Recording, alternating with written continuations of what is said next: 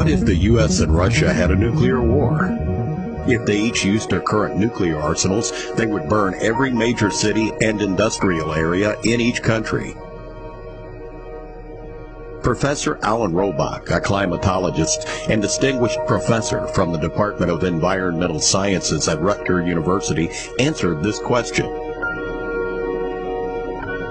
Within a week of the nuclear war, 150 million tons of black smoke would enter the atmosphere. It would rise into the stratosphere, covering Earth and lasting for years.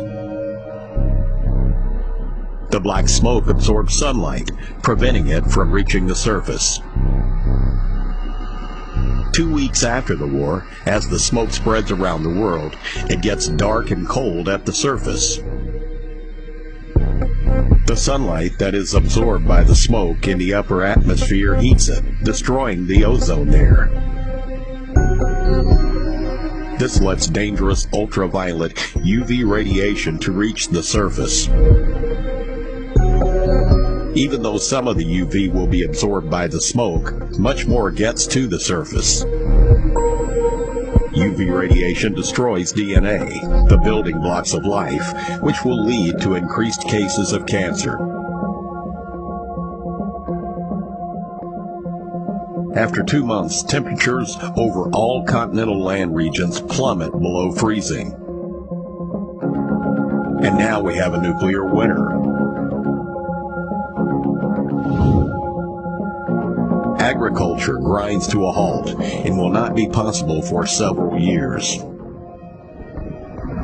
At the 2 months mark, rainfall halts over all continental land regions, and some falls as snow instead. This adds to the problem for agriculture. After 4 months, famine begins as existing stocks of food run out. Cold, dry, dark conditions prevent agriculture for several years. After 2 years, most people on Earth have starved to death. A few people on coastlines may survive in a hunter-fisher-gatherer existence, but they have to deal with the cold, dark conditions and the enhanced UV radiation.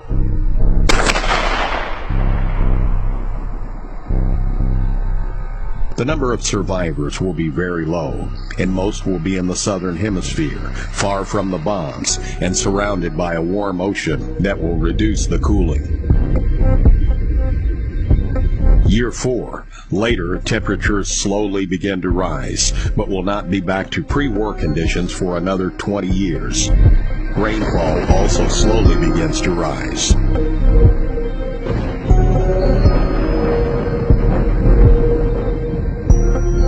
Even 5 years after the war, skin cancer is still on the rise. So is UV damage to plants. It would take around 10 years for nature to begin to take over once again. After 20 years, any survivors will still have to stay away from highly radioactive areas.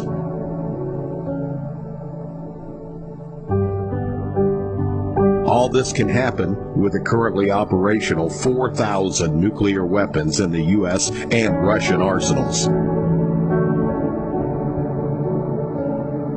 Even the use of 100 nuclear weapons by any of the 9 nuclear nations could produce climate change unprecedented in recorded human history and result in famine for billions.